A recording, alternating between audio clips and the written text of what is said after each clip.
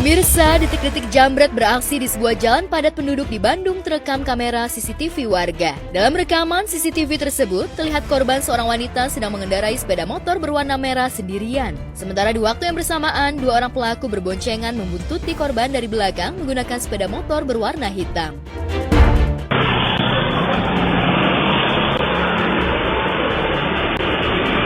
Di jalan itu makanya himbauan harus berhati-hati gimana sebaiknya di motor barang-barang penting kalau bisa nggak usah ditaruh ya itu sebenarnya udah dari lama kejadian itu sering banget terjadi yang motor handphone di dashboard, dompet di dashboard dicopet, dijambret. Kalau gua sih harusnya bisa lebih aware sih. Lebih baik bawa tas, tapi tas juga bahaya juga kadang taruh di kantong aja sih, paling aman taruh kantong yang emang kalau nggak di jaket tapi di sleting udah.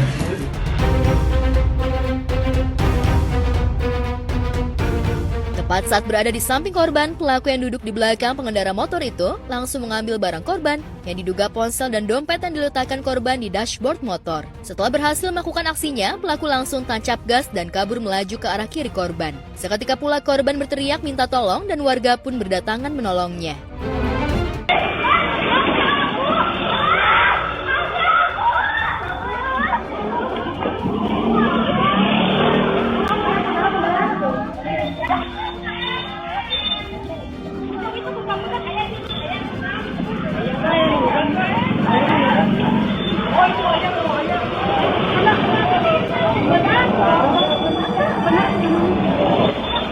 Sebenarnya sih itu bukan baru ya, kayak ini kalau misalnya aku sering lihat video-video viral tuh sering banget kejadian kayak gitu, ada yang lagi pegang handphone, naik motor sudah juga diambil.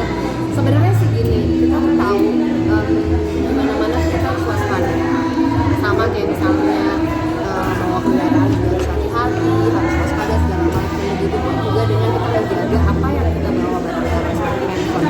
Yang bu ya kalau misalnya lagi naik motor berarti kayak itu kan video kan ditaruh di dashboard ya, berarti tidak boleh hasilnya seperti itu karena banyak ada kesempatan seperti itu yang bisa membuat akhirnya jadi ya maling-maling ini jadinya dipakai kesempatan itu buat dia untuk mencuri gitu kan. Jadi memang karena kejahatan ada di mana-mana, jadi waspadalah.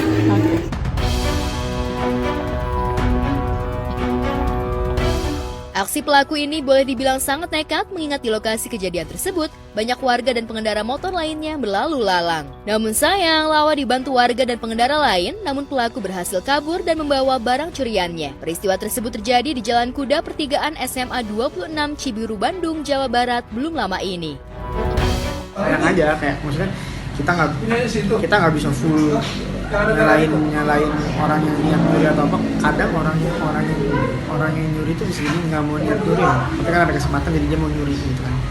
Bisa jadi karena kita buka kesempatan itu, jadi dia kayak tadi di video itu sih. Tapi ya sebenarnya lebih ke self aware aja sih.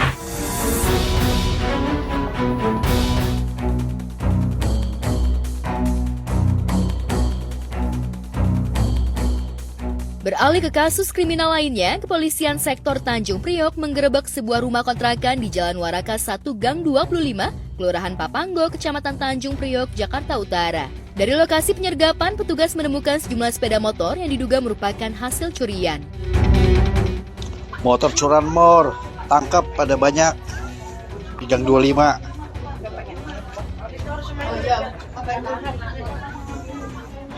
Motor curanmor. Bagi kehilangan, hubungi di Polsek Tanjung Priok.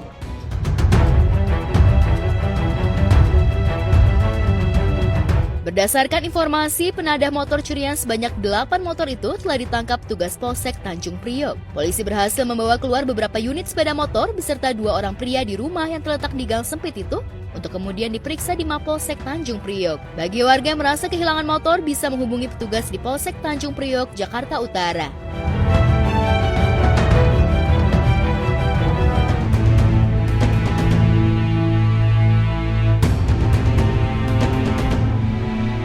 Sementara itu di lain peristiwa, seorang pengendara motor bernama Muhammad Arifin Ilham tewas setelah tertabrak mobil yang melintas di Jalan Layang non-tol di Kasablanka, Setiabudi, Jakarta Selatan pada Minggu malam kemarin pukul 2 waktu Indonesia Barat dini hari.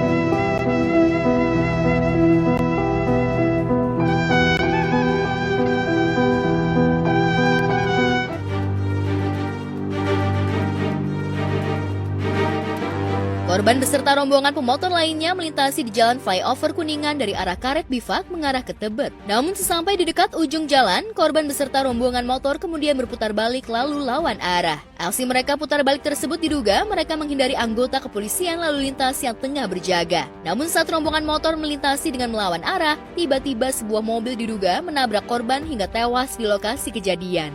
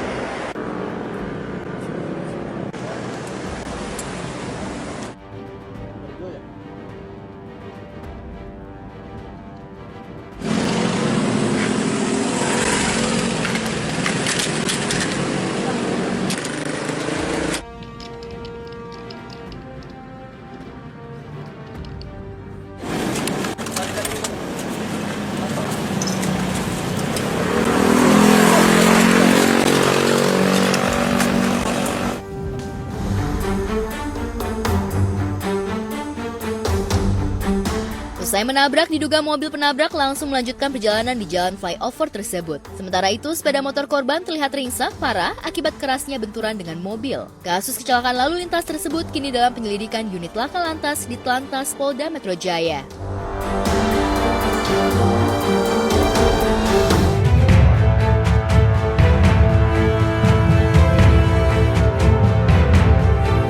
Kasus tewasnya anak artis Tamara Tiasmara Raden Andante Khalif Pramudityo alias Dante yang tewas di kolam renang masih menjadi perhatian publik. Publik belum bersuara keras terkait kasus yang menewaskan bocah berusia 6 tahun yang tewas ditenggelamkan secara sengaja oleh kekasih Tamara Y.A. Sejumlah artis ibu kota buka suara mengenai kematian putra DJ Angger Dimas dan Tamara Tiasmara. Komentar pedas juga datang dari artis Angelica Simperler. Artis berwajah cantik itu kedapatan ikut mengomentari memberikan sorotan terhadap kasus tewasnya Dante tersebut.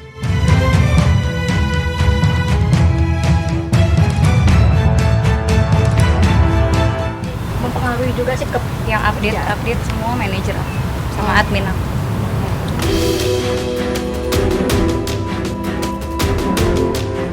Terlihat dalam unggahan di Instagram story Tamara Tiasmara yang menunjukkan ulang tulisan Angelica Simperler terkait kasus Dante. Dalam unggahannya tersebut, Angelica meminta kepada masyarakat untuk tidak berhenti mengawal proses pengungkapan penyebab kematian Dante. Itu bagian dari investigasi ya. Saya nggak mau jawab juga masalah itu sih, karena mau bagaimanapun saya pribadi untuk lisan maupun tindakan saya itu saya sangat menjaga gitu. Jadi untuk persoalan itu saya tidak bisa menjawab.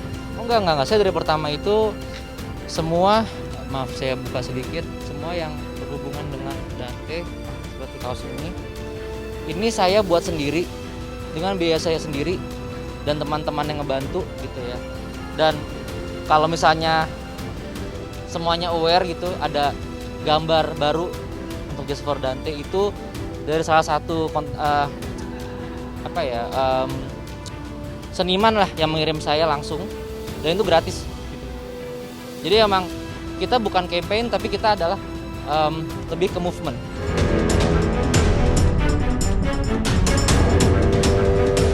Tetap kawal Polda Metro Jaya untuk menghukum pelaku dengan hukuman seberat-beratnya. Jangan biarkan pembunuh lolos atau dapat hukuman ringan karena ada embel-embel atau faktor X, kata Angelica Simperler di Instagram miliknya. Tanggapan aku terima aja karena ya wajar orang punya pendapat masing-masing. Terus terlebih saya ini orangnya jarang update sosial media. Kalau pihak sana mungkin kan selalu update gimana ini perkembangannya. Kalau saya kan yang penting saya ngelakuin gitu. Yang penting saya kerja, saya gerak tanpa harus saya umbar-umbar. Ya kan Kak, saya dari awal minta tolong sama Kak Sandy itu dari awal banget. Ya udah saya lakuin aja apa yang saya harus lakuin gitu. Mau mereka hujat apa kayak ya saya terima aja sih. Intinya saya benar-benar ngelakuin ini semua untuk Dante, saya mau cari keadilan untuk Dante tanpa harus saya gembar-gemborkan duluan. Itu alasan kamu? Saya sih nggak ikut-ikutan nih kalau masalah itu. Itu kan persepsi publik aja. Kalau saya sih cuman fokusnya ke anak saya aja. Anak saya ini harus dibuka bagaimana nantinya ya keputusan dari bagaimana polisi nanti ngoper ini ke kejaksaan. Kita tetap kawal terus, jangan sampai ini menghilang gitu. Karena ini bukan kejahatan biasa menurut saya, ini kan kematian seorang anak gitu. Ya sebenarnya ya tadi saya bilang berkali-kali sebenarnya banyak juga mungkin di pedesaan, tapi ini yang menjadi concern saya ya kita yang hidup di perkotaan gitu ya, yang mempunyai ya bisa sampai kuliah atau apa kok masih ada perlakuan seperti ini gitu sih. Bukan berarti saya mendiskreditkan ini ya, maksudnya yang ada di pedesaan, cuman kenapa sih di kita yang well educated gitu malah kelakuan kita tuh lebih hina lah, bisa ada kejadian seperti ini.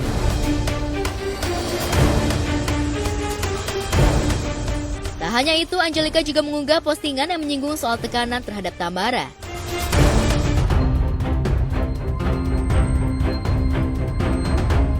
Namun sayang, tidak ada penjelasan lebih lanjut dari Angelica dalam postingan tersebut. Bisa jadi warganet menduga kalau Tamara mengalami intimidasi oleh pihak-pihak yang tidak terima dengan langkahnya memenjarakan kekasihnya YA. Seperti yang pernah diungkapkan Soraya Rashid, sahabat Tamara.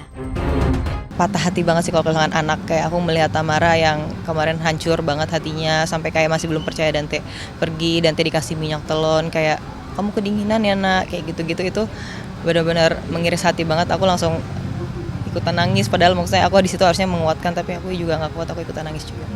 Kalau itu nggak tahu sih, cuman yang pasti apapun itu motifnya ya tetap sangat jahat ya, jahat banget. Apalagi ini anak kecil, dia juga punya anak seumuran Dante, persis sama umurnya, dan dia melakukan itu di depan mata kepala anaknya sendiri. Itu apa coba namanya? Amat kejam, kayak binatang. Apapun itu alasannya tetap nggak dibenarkan kayak gitu ya, soalnya gimana ya, mau senakal-nakalnya anak juga nggak pantas digituin, apalagi ini anaknya baik banget, nurut, soleh, dan parah banget, kaget banget pas lihat CCTV-nya, langsung shock, dan udah kata-kata kasar udah keluar banyak banget. Ya kalau boleh memberi saran sih ya hukuman mati kayaknya pas ya buat dia.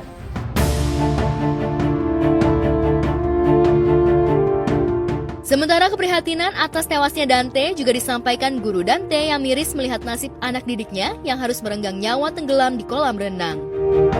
Kalau di tempat itu baru sekali, tapi untuk latihan itu nggak baru sekali kan.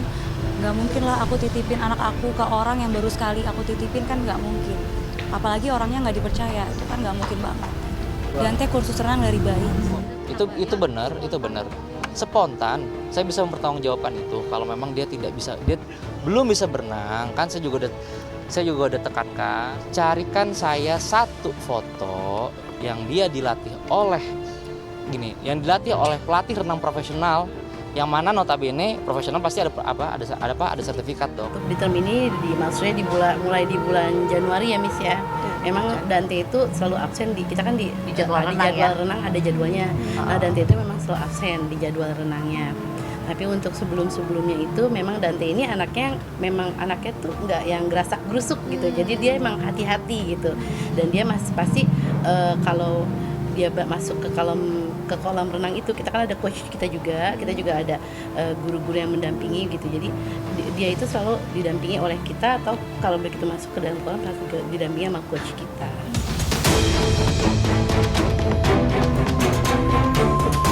Sementara itu terkait kasusnya, penyidik masih terus bekerja untuk melengkapi berkas pemeriksaan YA, tersangka atas dugaan pembunuhan terhadap Dante. Selain memeriksa saksi-saksi dan rekaman CCTV, penyidik juga mendalami keterangan Tamara Tiasmara atas tewasnya Dante, anak sematawayangnya, dari pernikahan dengan Angger Dimas.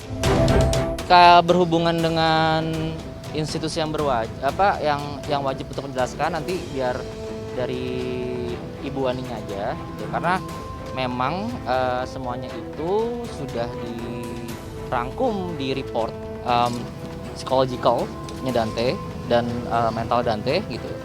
Jadi untuk itu saya nggak bisa berkomentar. Jadi nanti ditunggu aja Ibu Wani. Nanti kan akan dilakukan penyidikan, kan sedang dilakukan penyidikan ya.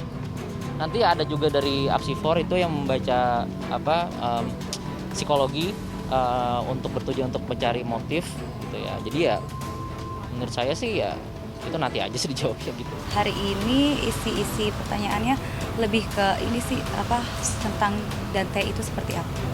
Aku kan off mention, jadi aku nggak baca dari yang aku nggak kenal juga, nggak masuk ya. Nanti kan orang terdekat dari sini tahu aku seperti apa. Sempat mempengaruhi nggak sih situasi lu sendiri tahu? Ada banyak menidurkan dengan mempercayai ke dia gitu.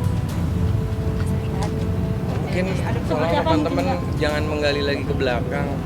Kasihan klien kami masih berduka dan sedih. Tadi udah dijelaskan hari ini agendanya, jadi saya rasa cukup dengan informasi yang sudah disampaikan, jangan nanya ke belakang lagi.